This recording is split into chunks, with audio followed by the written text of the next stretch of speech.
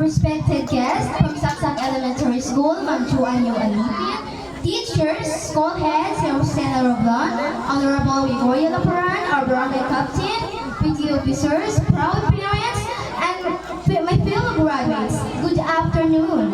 First and foremost, I want to express my heartfelt appreciation to our amazing active teachers and school heads. Your endless understanding, dedication, patience, and guidance to your students.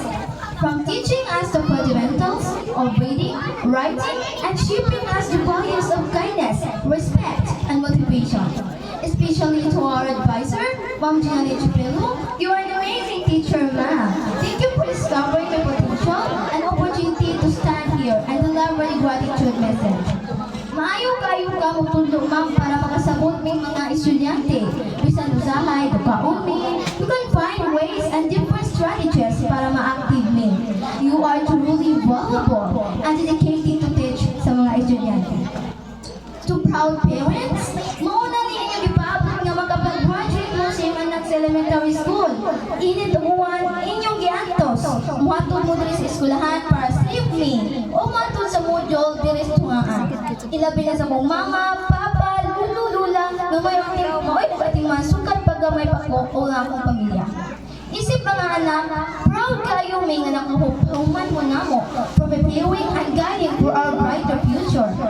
Ilabi na karon, mahal na kayong bugas o palitunon.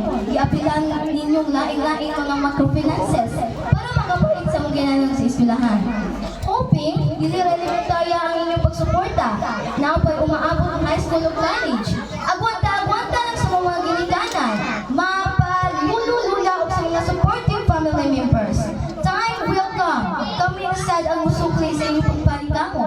We never know nga moabot ang panahon nga makapag-graduate na mo og doctor, attorney, businessman, and successful professional. Above all, Almighty God, thank you for unending to guide us and putting us the right path and the brighter lights to achieve what we have done and the future awaits us.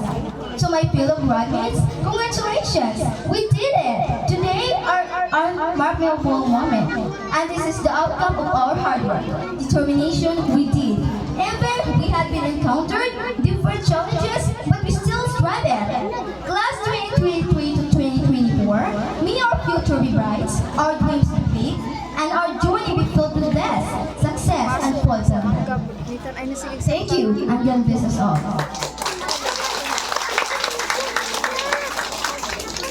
Thank you very much, Rice Faith, for that message, no? Kaya despite sa kalisod,